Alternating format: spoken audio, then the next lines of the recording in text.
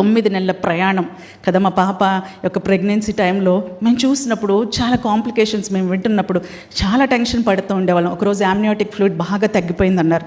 ఏ రోజైనా డెలివరీ అయిపోవచ్చు, చాలా తగ్గిపోయింది. 7th మంత్లో ఒక డెలివరీ అయిపోయినా సరే చాలా ప్రమాదం, బేబీని రక్షించడం చాలా ప్రమాదం అన్నప్పుడు ఫ్రైడే ప్రేయర్ నేను వచ్చిన తర్వాత ఇక్కడికి వచ్చిన తర్వాత నేను వెళ్ళాలి, మళ్ళీ టెస్ట్కి పాపను తీసుకొని వెళ్ళాలి.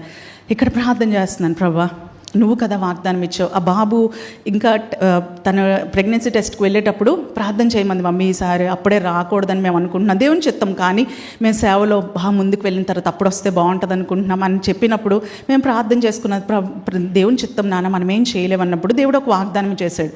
ఏంటంటే మాకు మా యొక్క బిడ్డల పట్ల ఏదైతే వాగ్దానం చేశాడో అదే వాగ్దానం దేవుడు చూపిస్తున్నాడు. నీ సంతతి మీద నా ఆత్మను కుమ్మరించదను, నీకు పుట్టిన వారిని నేను ఆశీర్వదించదను. ఇదేంటి ఇలా వచ్చింది, కాదని వస్తే బాగుండదు కదా అనుకున్నాను. టెస్ట్కి వెళ్ళి నెగిటివే అని చెప్పి వచ్చింది. సరే నెగిటివ్ వచ్చింది కదా పోన్లే, అయితే ఎప్పుడో పుట్టబోయే బిడ్డ కోసం దేవుడు ముందుగానే వాగ్దానం ఇచ్చి ఉంటాడు నాన్న అని ఇద్దరు అలా అనుకున్నాం. సరే యూఎస్ వెళ్ళిన తర్వాత కొన్ని సింటమ్స్ తనకు తెలుస్తున్నాయి. ఎక్కడ మీటింగ్కి వెళ్ళినా తనకి వామిటింగ్ సెన్సేషన్ రావడం ఇలా అయినప్పుడు తను మళ్ళీ టెస్ట్ చేసుకొని మళ్ళీ స్కానింగ్కి వెళ్ళినప్పుడు అప్పుడు తనకు తెలిసింది తను ప్రెగ్నెంట్ అని. అయితే తను నాకు చెప్పినప్పుడు నేను అనుకున్నాను, నిజమే కదా, దేవుడు వాగ్దానం చేశాడు, నీ పుట్టిన వారిని నేను ఆశీర్వదించదు, నీ సంతతి మీద నా ఆత్మను కుమ్మరించదనని. తర్వాత చాలా కాంప్లికేషన్స్ ఒక్కొక్కటి తెలుస్తున్నప్పుడు చిన్నవే అయినప్పటికీ కూడా మాకు చాలా భయం కలిగేదన్నమాట. అయితే ఇక్కడ కూర్చొని ప్రార్థన చేస్తున్నాను, ప్రభా నువ్వు ఏదైనా చేయగల దేవుడో ప్రభా, అద్భుతాలు చేసే దేవుడో ప్రభా. ఆ యొక్క ఫ్లూయిడ్ తగ్గిపోతుందని చెప్తున్నారు, అది తగ్గకుండా సహాయం చేయి. ఎందుకంటే విశ్వాసమును బట్టి దేవుడు ఏ కార్యమైనా చేస్తాడండి. కొంతమంది వెటకారం చేసినా ఇలా జరుగుతుందా, ఇది వైద్యానికి విరుద్ధం కదా అని చెప్పి ఒకవేళ సోషల్ మీడియాలో ఎవరైనా ఏదనుకున్నా మన విశ్వాసం ద్వారా ఎలాంటి గొప్ప కార్యములైనా దేవుడు చేస్తాడండి కదండి. ఎంతమంది నమ్ముతారు? ఎంతమంది చూశారు దేవుని కార్యాలు అలాంటివి? వైద్యులు చెప్పినా, ఇంకెవరైనా చెప్పినా, లాయర్స్ చెప్పినా వాటికి వ్యతిరేకంగా, వాటికి విభిన్నంగా దేవుడు కార్యములు చేయడం ఎంతమంది చూస్తుంటారు? నేను చూశాను నా జీవితంలో కదా, అందరూ చూస్తుంటాం కదా. ఇక్కడ ప్రార్థన చేస్తున్నాం, ప్రభువా కనికరించయ్యా, కనికరించు అంటే ఒక వాక్యం నాకు గుర్తొస్తుంది. దేవుడు ఎడారిలో సెలయేర్లు ప్రవహించే దేవుడు అని చెప్పి నాకు అదే వాగ్దానం గుర్తొస్తే నేను అదే కన్ఫెస్ చేసుకుంటూ వెళ్ళాను. డాక్టర్ గారు కూడా చాలా టెన్షన్ పడుతున్నారు, కొంచెం చక్కగా డెలివరీ అయితే బాగుంటుంది కదా షైనీ అన్నట్టు. షైనీ అంటే చాలా ఇష్టం డాక్టర్ గారికి. అయితే చాలా ఆశపడుతున్నారు, చక్కగా నార్మల్ డెలివరీ అయ్యి చక్కని బిడ్డ వస్తే ఎంత బాగుంటుంది, ఏ కాంప్లికేషన్స్ లేకుండా, యామ్నియాటిక్ ఫ్లూయిడ్ లైకర్ ఎందుకు తగ్గుతుంది అని చెప్పి బాధపడుతున్నారు. ఆమె టెస్ట్ చేసినప్పుడు అన్నారు, ఇవాళ పెరిగిందండి అన్నారు. నిజంగా దేవుని కార్యములు ఎంత గొప్పవంటే తర్వాత మేము యూఎస్ వెళ్ళాం. ఎందుకంటే యూఎస్ వెళ్ళడం ఉండిపోదాం నేను, ఎందుకంటే యామ్నియాటిక్ ఫ్లూయిడ్ లేకపోతే నేను అక్కడికి వెళ్ళిన టెన్షన్గా ఉంటుంది అనుకున్నాను. సిస్టర్ ఎప్పుడైతే డాక్టర్ గారు ఎప్పుడైతే కరెక్ట్గా ఉందని చెప్పారో నేను వెళ్ళొచ్చిన తర్వాత ఒక రోజున వాళ్ళ అత్తగారు వాళ్ళు వచ్చారు, అందరూ చక్కగా ఉన్నాము. ఒక టిఫిన్స్కి వెళ్దామని చెప్పి అడిగింది. సరే అడిగింది కదా అని చెప్పి మేఘాలయకి టిఫిన్ చేద్దామని వెళ్ళాం, నైట్ టిఫిన్స్. అయితే అక్కడ నాకు హార్ట్ బీట్ చాలా ఎక్కువైపోతుంది మమ్మీ, నాకు తెలుస్తుంది అంటుంది. ఆ 2 days ముందే నాకు పెయిన్స్ వచ్చేస్తున్నాయి అంటుంది. డాక్టర్ దగ్గర తీసుకెళ్ళడం, పెయిన్స్ కాదమ్మా అని వెనక్కి రావడం. అయితే 2 days ముందే మళ్ళాడు చెప్తుంది అనమాట, మమ్మీ పెయిన్స్ వచ్చేస్తాయేమో, తన పక్కన నేను పడుకుంటే చెప్తుంది పెయిన్స్ వచ్చేస్తాయేమో, రాత్రికి డెలివరీ అయిపోతానేమో అంటే నాకు ఇంక విసుకొచ్చి అస్మాన హాస్పిటల్కి తీసుకెళ్ళిపోతుందని చెప్పి విసుకొచ్చి నేను అన్నాను, ఒకవేళ అయితే కనుక నేను చేసేస్తానులేనన్నా, యూట్యూబ్ పెట్టి ఒకసారి ఎలా చేయాలో నేర్చుకొని నేనే డెలివరీ చేసేస్తాను ఇంట్లో అంటున్నాను.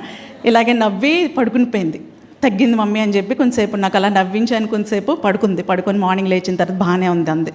ప్రభువానికి స్తోత్రం అనుకున్నాను. ఆ హోటల్లో ఉంటుండగానే తనకి పల్స్ రేట్ చాలా ఎక్కువైపోయి ఇంకా దారిలో చెప్తుంది, నాకు పెయిన్స్ వస్తున్నాయి మమ్మీ, నాకు చాలా ఎక్కువ పెయిన్స్ వస్తున్నాయి అంటే మళ్ళీ సేమ్ అదే అనుకుంటున్నాను. ఫాల్స్ పెయిన్స్, చిన్న పెయిన్ వచ్చినా తట్టుకోలేకపోతుంది అని చెప్పి నాకు ఎక్కడో లోపల కోపం వస్తుంది. తట్టుకోకపోతే ఎలాగా అనుకుంటున్నాను నేను, అసలు ఫైనల్ పెయిన్స్ ఎలా తట్టుకుంటావు నువ్వు అని చెప్పేసి మనసులో అనుకుంటున్నాను. తను చెప్తుంది, నాకు 90% నాకు అస్సలు బాగాలేదు మమ్మీ, 10% నాకు బాగుంది మమ్మీ అంటుంది.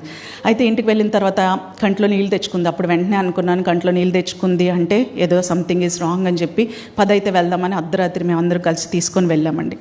వెళ్ళిన తర్వాత అక్కడ చూశారు డాక్టర్ గారు, చూసి పెయిన్స్ కొన్ని రోజులు ఆపితే మంచిదండి, పొట్టలో ఉన్న బేబీ చక్కగా 9 నెలలు కంప్లీట్ అయిన తర్వాత బయటకు వస్తే చాలా మంచిది కదా, అందుకని అని చెప్పి ఆమె ట్రై చేసి చక్కగా రెస్ట్ ఇచ్చి కామ్ చేసి ఆ యొక్క పెయిన్స్ అన్నీ కూడా కామ్ అయ్యేటట్టు చేశారు. అయితే మన్నాడు సడన్గా వచ్చి డాక్టర్ గారు అన్నారు, ఇవాళ నేను సిజేరియన్ చేసేస్తాను. ఇంకా చాలా టైం ఉంది డాక్టర్ గారు అంటే, లేదండి చేసేయాలి అంటున్నారు. సరే మీ ఇష్టం, మీరు ఏదంటే అదే అని చెప్పి పాస్టర్ గారు మేము అనుకున్నాం.